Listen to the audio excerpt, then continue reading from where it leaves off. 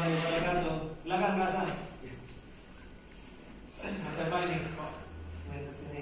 Pak Sudah sibuk? Insya Allah hari ini tidak ada jam mengajar karena tadi sudah di jam 5 selesai. Alhamdulillah kalau gitu. Ini Kak, saya ingin menyampaikan beberapa hal yang menurut saya ganjil dan jadi permasalahan di pembelajaran saya.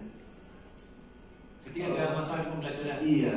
Oke, kita sepakati dulu. Berarti ini kita coaching ya? Iya. Kita coaching, nanti setelah kita dialog ini, nanti ada tujuan yang mau kita tetapkan. Tujuannya Kasa apa nih?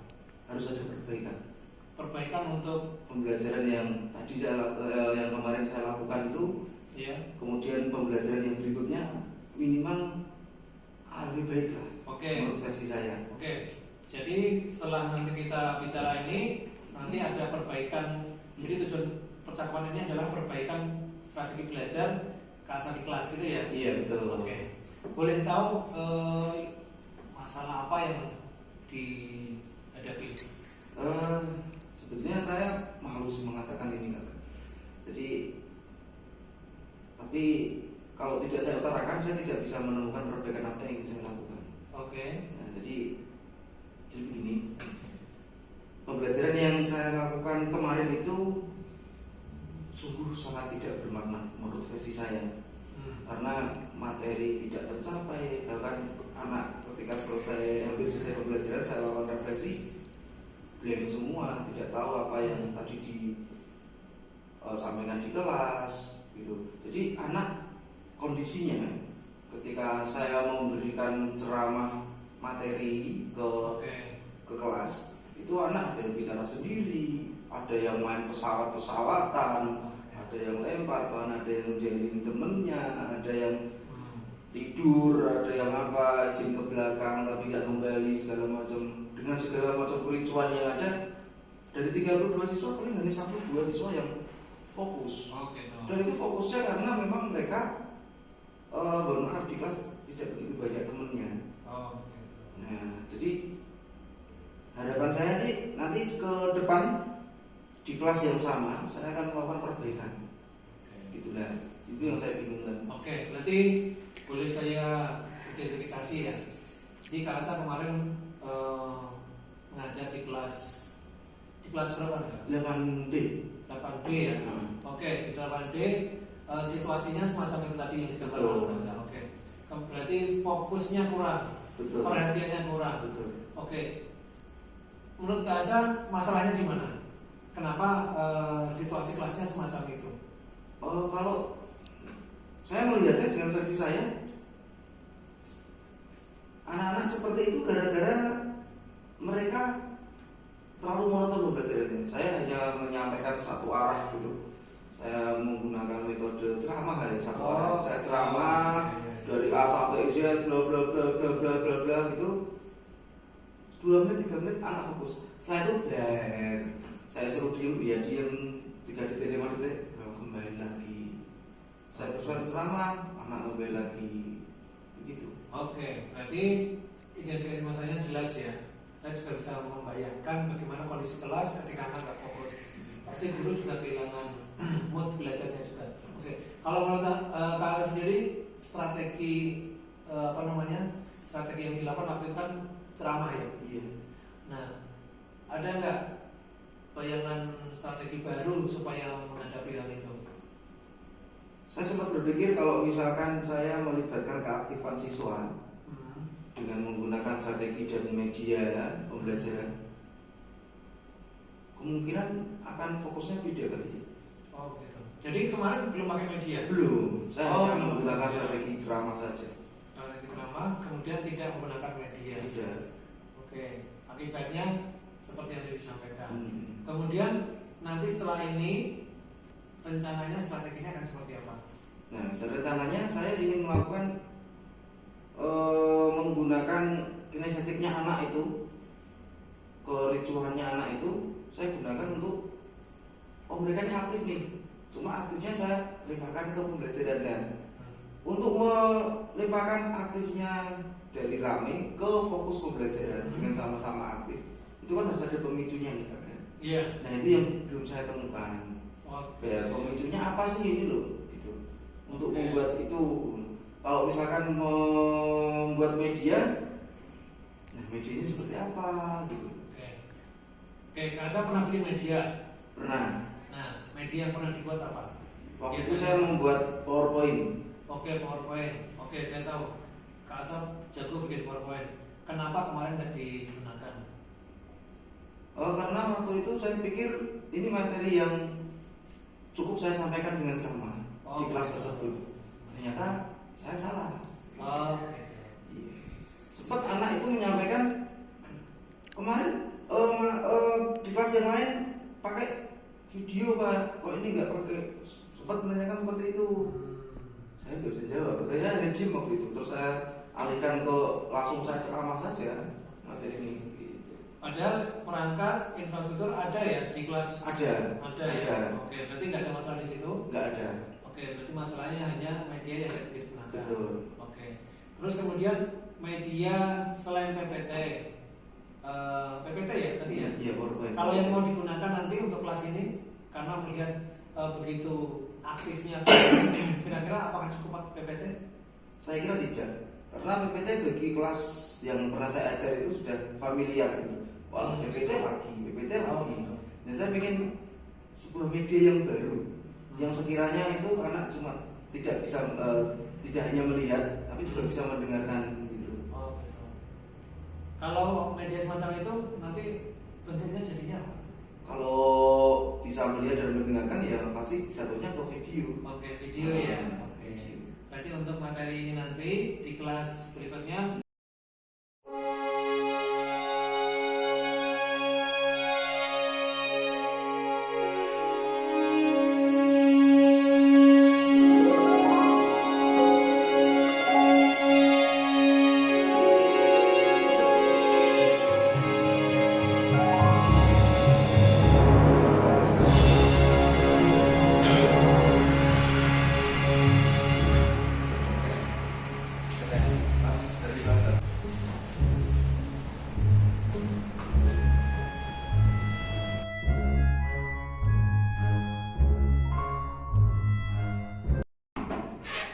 Assalamualaikum. Waalaikumsalam warahmatullahi wabarakatuh. Silakan Kak Hasan, duduk. Selamat pagi Kak Soleh. Pagi. Gimana? Ini tadi setelah pembelajaran saya ingin mengulas lebih lanjut. Ingin tahu seberapa besar perbaikan sudah saya lakukan setelah pembelajaran yang kemarin. Itu pembelajarannya yang menurut saya tidak bermakna sama sekali. Anak ada yang main sana kesini, ricu sana sini, ngomong sedih dengan temennya, kinestetiknya sangat kurang ya. Iya. Nah, tadi saya sudah berupaya perbedaan yang kemarin itu menyodorkan sebuah video, kemudian anak sudah berkelompok individu, pengajaran individu dan pengawalan secara kelompok, dan saya kasih LKPD. Gitu. Iya. Nah, tapi LKPD tadi itu sudah anak langsung terfokus ke LKPD, positifnya seperti itu. Tapi di sisi lain, tadi saya sesekali ngomong misalnya ini itu, anak malah terpusatnya ke LKPD. Saya kira anak-anak juga tidak fokus terhadap apa yang saya sampaikan. Nah, itu bagaimana? Oke. Jadi kita sepakati dulu ya. Jadi Kak Hasan datang ke sini, nanti setelah percakapan ini harus ada perubahan ya. Iya. Oke, kita sepakat. Nanti setelah kita ngobrol ini, jadi kebetulan saya juga nggak ada agenda kegiatan keluar juga. Jadi nanti saya bisa menemani Kak Hasan untuk coaching ya namanya ya. Kita coaching hari ini ya paling lama 2 jam ya Kak. Oke. 2 jam kita sepakat kita akan bahas ini ya bersama-sama. Oke. Jadi tadi Kak Ansa saya lihat ketika dia observasi di kelas, sebenarnya sudah sangat bagus. Menurut Kak Ansa sendiri ketika di awal tadi, apa seksinya kan sudah ngobrol, menanyakan kabar, itu sudah jadi kebiasaan Kak Ansa gitu ya? Iya. Jadi mempersiapkan anak itu saya kira apa ya? Bukan suatu keharusan menurut saya, tapi sudah suatu kebiasaan. Ketika saya pernah itu ketika saya tidak melakukan itu malah anak yang berbalik nanya. Oh gitu. Iya. Jadi kita terbiasa dan siap untuk belajar. Nah, tapi di tengah perjalanan itu pasti udah lamanya waktu segala macam, banyak faktor berubah buyar. Oke. Ketika persepsi itu kan budaya positif sebenarnya. Yang ada masalah nggak di situ ketika mempersiapkan siswa untuk belajar? Ada. Sebagian besar ada yang jawab dengan suara cemong gitu. Gimana kabarnya, sakit hati Pak? Gitu. Nah, jadi itu saya nganggapnya memang variatif. Tapi kalau dalam konteks pembelajaran kok tidak pas sebetulnya. Tapi menurut Kak sendiri jawaban-jawaban yang terlontar yang disampaikan oleh anak-anak ketika persepsi sebelum belajar itu menurut Kak Asal seperti apa? Melihatnya seperti apa? Bagus menurut saya. Kalau menurut saya bagus. Tapi terkadang saya pernah ditegur sama guru sembilan kelas itu. Iya. Kok ramai sekali, kenapa? Gitu. Suara tepuk tangan, suara apa? Gitu. Nah, jadi ada hal-hal yang sekiranya menurut saya itu sudah, saya pengen belajar ya begini gitu, dengan suasana mereka. Tapi ada yang menganggap kelasmu rame Pak, kelasnya rame ini segala macam. Oke, saya bisa membayangkan kalau kelas macam itu meskipun menurut saya itu interaktif ya, ada kedekatan antara guru dengan siswa. Tapi kemudian muncul masalah di situ. Iya betul. Masalahnya justru dari luar kelas. Iya betul. Kalau misalnya nanti Kak Asa untuk pertemuan yang berikutnya, seperti tadi saya melihatnya kan tidak ada jawaban yang agak nyeleneh. Itu sebenarnya Kak Asa melakukan terapi apa sih sehingga mereka tidak lagi melakukan menjawab dengan kalimat-kalimat yang nyeleneh. Nah sebetulnya begini, kalau di awal dulu itu sebelum hari ini tadi, saya tidak pernah menyiapkan anak untuk kita belajar ini, nanti kita melakukan ini. Jadi anak siapnya tahunya belajar ini dan itu setelah persepsi. Nah tadi itu sebelum persepsi saya sudah ngasih nanti kita belajar ini sedikit jadi pemantik gitu. Kita belajar mengamati video. Anak sudah termindset, saya harus fokus. Saya harus fokus. Nah, ketika memang dan itu berhasil. Ketika saya tayangkan video kebetulan materi kita tadi itu adalah laporan observasi pengamatan. Saya tampilkan video gerak-gerik perilaku gajah. Juga. Kemudian itu saya sodorkan LKPD. Anak sudah termindset ke situ, sudah fokus di situ. Tapi kebablasannya adalah anak terlalu fokus ke LKPD-nya sampai tadi lupa, tapi tidak mendengarkan apa yang saya bicarakan. Bahkan ini yang paling parah lagi, kalau menurut saya ini suatu kekurangan saya tadi. Ada anak yang beberapa itu berdiri lari ke tempat sana ke sini. Saya taunya apa pinjam pulpen ya, apa ya, gitu kan. Ternyata tidak, mencari jawaban temannya. Kalau Kak sekarang gini, melihat kondisinya semacam itu, ada anak yang berusaha untuk bergerak ya, berpindah tempat, menanyakan jawaban. Itu letak kesalahannya di mana? Kalau menurut saya tadi ketika sudah anak-anak mengerjakan, mengumpulkan, sempat saya baca pekerjaannya, kok hampir sebagian besar sama, gitu. Dengan pertanyaan sama, jawabannya sama. Oke, kalau mau teknik matematika, iya, eksak. Tapi kalau bahasaan itu kan harus pengembangan ya, apalagi tadi pertanyaan yang literatif banget. Harusnya jawabannya walaupun sama, kalimatnya beda, tapi ini tidak, kalimatnya hampir sama, jawabannya hampir sama. Nah, kayaknya ini kesalahan ada di konsep LKPD ini. Saya membuat sama dengan satu anak ke anak yang lain, satu kelas bahkan itu dengan pertanyaan yang sama. Jadi tiap kelompok itu LKPD-nya sama. Gitu. Iya. Oke, berarti Kak Asa sudah bisa melihat kelemahannya di sini ya. Betul. Oke. Kelemahannya adalah bahwa LKPD-nya semuanya sama, tidak bervariasi, sehingga itu menimbulkan kinestetik anak berdiri cari jawaban ke sana, kinestetik anak berdiri cari jawaban ke sana ke sini. Oke, Terus karena jawabannya sama. Karena jawabannya sama. Iya. Nah, melihat kondisi yang sekarang, yang tadi sudah Pak Habib bisa menyimpulkan. Tadi ada sedikit masalah lagi dari pembelajaran kita tadi, yang pagi tadi, jam pertama dan kedua tadi. Rencana yang mau dilakukan sekarang. Strateginya seperti apa? Kalau kira-kira dalam satu kelas, saya membuat LKPD dengan pertanyaan yang berbeda, tapi dengan satu media yang sama. Kebetulan tadi saya membawa buku perpus, LKPD, dan ada video yang saya tampilkan. Nah, dengan satu media yang sama, tapi LKPD di dalam pertanyaannya itu berbeda. Kira-kira boleh nggak ya?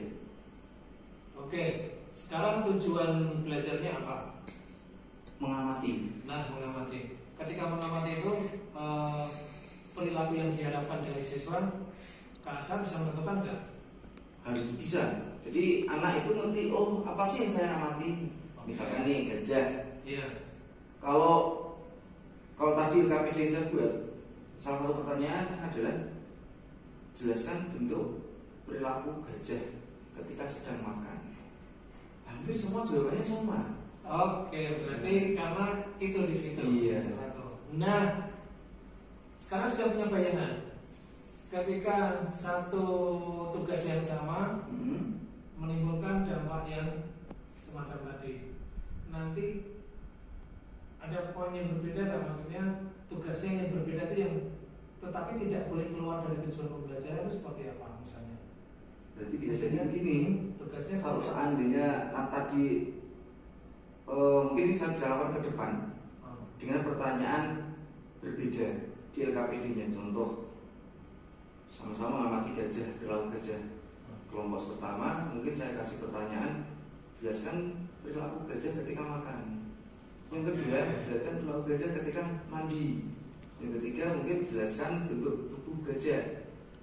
Mungkin kalau seperti itu perbaikan yang tadi, kira-kira kinestetiknya berlebihan tidak ya? Oke, kalau saya melihat berarti sudah ada perbaikan ya. Paling tidak Kasa berharap dengan tugas yang berbeda, semua anak akan fokus pada tugas masing-masing. Sehingga masalah yang tadi muncul tidak akan keluar lagi, yaitu mereka harus keluar dari kelompok, kemudian ke kelompok yang lain untuk mendapatkan jawaban yang sama. Jadi saya pikir itu sudah sangat baik. Berarti nanti Kasa akan membuat LKPD baru. Oh ya, berarti ini kalau memang perbaikannya seperti itu dan bisa meminimalisir strategi yang tadi anak sebutkan kayak tadi, saya akan melakukan perbaikan di pembelajaran berikutnya, mungkin di kelas yang lain atau di kelas yang sama dengan LKPD di dalam pertanyaannya itu beda-beda ada kelompok, tapi dengan satu media yang sama. Nah, kemungkinan juga kalau satu kelas nanti kok beda, mungkin saya usahakan tiap kelas akan berbeda. Jadi tidak ada saling di luar kelas itu, oh tadi pertanyaannya ini loh, sama aja dengan misalkan hari ini saya ngajar 8B, besok 8C, 8C sudah dikasih tahu sama 8B, sama aja gitu. Nah, jadi perbaikan yang akan saya lakukan adalah merubah LKPD menjadi pertanyaan yang variatif. Dengan membuat rencana semacam itu, saya tahu latar belakang Kasa memahami keterampilan untuk membuat medianya sudah sangat baik. Ada masalah nggak untuk persiapan membuat rencana LKPD yang jumlahnya banyak semacam itu, artinya variasinya banyak semacam itu, padahal kelasnya juga banyak. Ada masalah nggak di situ nanti? Waktunya semakin panjang. Alokasi waktunya, materinya semakin panjang. Gitu. Jadi kebetulan materi observasi itu kan tidak terlalu butuh waktu lama sebetulnya. Tapi kalau saya lakukan seperti itu panjang.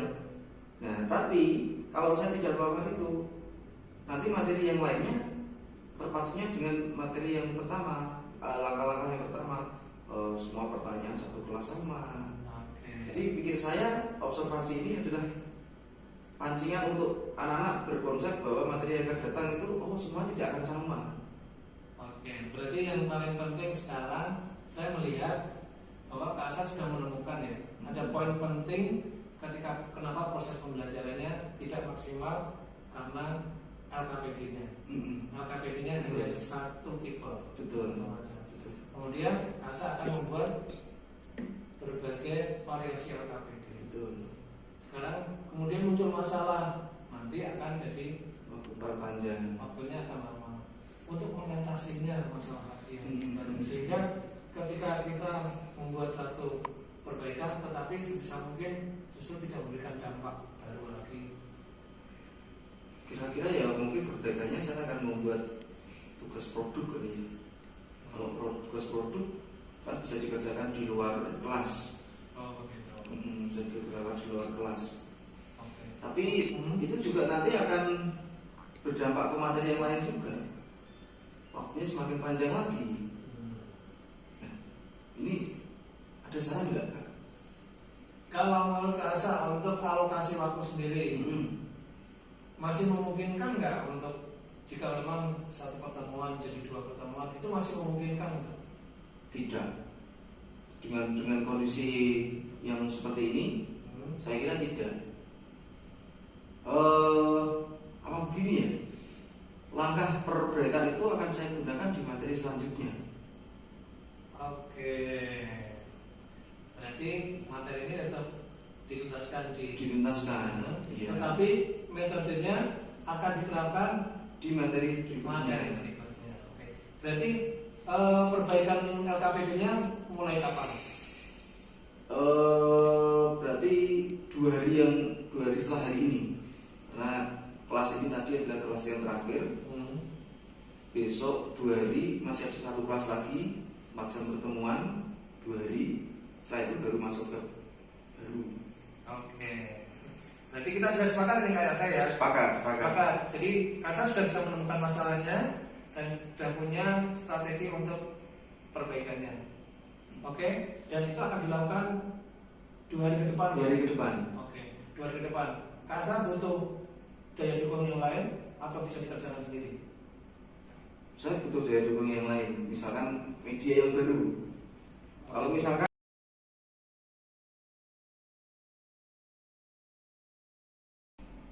Assalamualaikum warahmatullahi wabarakatuh. Perkenalkan, saya Agus Salim, guru bahasa Indonesia di SMA Negeri 3 Purwodadi. Ada banyak hal yang ingin saya sampaikan setelah saya melakukan coaching ini kepada Kak Soga. Kalau di sini panggilnya Kak Soga, nama aslinya adalah Agus Subagio Wicahyono. Nah, saya sangat lega sekali dan saya sangat bahagia setelah melakukan coaching klinik ini. Coach membantu saya untuk menggali dan menemukan permasalahan yang saya dapatkan ketika pembelajaran di kelas. Coach juga menggali potensi yang ingin saya kembangkan, perbaikan apa yang ingin saya sampaikan di kelas dan perbaikan yang lain.